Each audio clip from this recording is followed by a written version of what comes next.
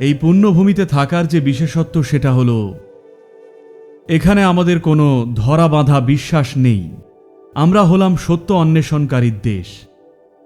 এর মানে হলো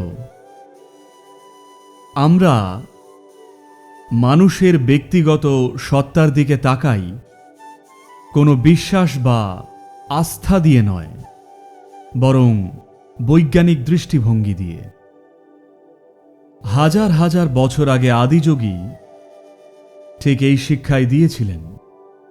১১২টি এমন পথ যার মাধ্যমে ব্যক্তিগত মানুষ তার পরম প্রকৃতির শিখরে পৌঁছতে পারে। তাই এটা এমন একটা সভ্যতা যা উপলব্ধি করেছিল যে জীবনের বস্তুগত দিকগুলো সামলানোর জন্যে যেমন নৈর্ব্যক্তিক বিজ্ঞান রয়েছে, ঠিক তেমনি ব্যক্তিসত্তার জন্যেও এক অন্তর্বিজ্ঞান রয়েছে।